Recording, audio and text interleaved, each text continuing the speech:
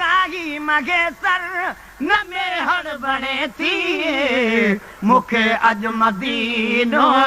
अति याद पियो दुनिया जूं दवागूं मिड़ई दर्द में तिन मगर मुंहिंजी दिल खे लॻल दर्द ॿियो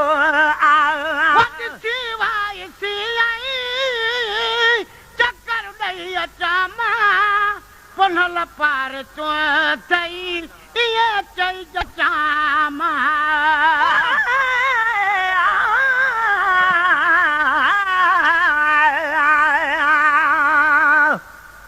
अॼु मदीने पाक जो अची ओचिते ओटार पियो ख्वाब में गुन देस जो कयां दू बदू दीदार पियो जन्नतुल बकिया खां पियो बाबुल अवाली ॾऊं अचां साम्हूं सुणनि मुनारनि जो ॾिसां सिंगार पियो जल्द पहुतुस जान बन वटि बाब जिबरागी लखां बीही दरवाज़े मुबारक खां कयां दीदार पियो जॾ ख़ुशीअ में अखि खुली वई जा खणी जागी ॾिसां मारो गाही मगे सर मंझि ज़ारूं ज़ार पियो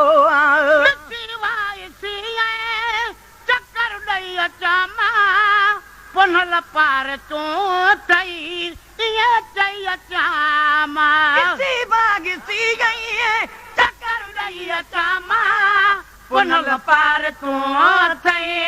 इहे चई अचां मां विंदुर वास्ते मां कॾहिं यार काॾे वञा थो तवे तर वधी मर्ज़ वियो विंदुर वास्ते जे कॾहिं यार काॾे वञा थो तवे तर वधी मर्ज़ वियो न गाही मगे सर न में हड़ बणे थी मूंखे अॼु मदीनो अची याद पियो दुनिया जूं दवागूं मिड़ई दर्द में तिन मगर मुंहिंजी दिल खे साईं लॻल दर्द ॿियो जो मौत आयो असां दिल लठारी उमिरि ईअं वही वई हथनि मां जीअं वारी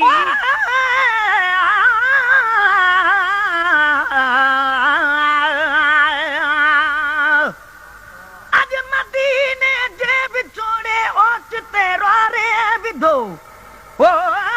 याद मिठड़े मुल्क जी मजबूर खे मारे विधो हज हेलो को पढ़ी जड ॻोठ परदेसी पुना तन मिठियूं ॻाल्हियूं करे मुंहिंजे घियां खे गारे विधो जन चयो हिन साल ज्यादा हो मज़ो हुन साल खां हरम हेकां दो वधियो आ जंहिं जिगर ठारे विधो हर निज़ारे जूं नयूं तन सभु सुठियूं ॻाल्हियूं कयूं जन गुलाम नबी मगे सर जीअ खे ॼारे विधो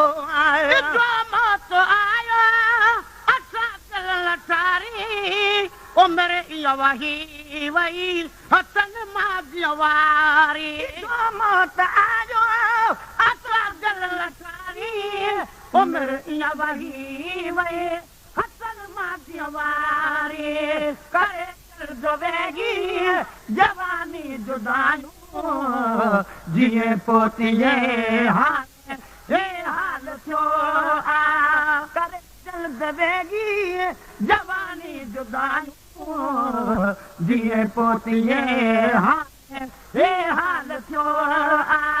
न मगे सर न में हड़ बणे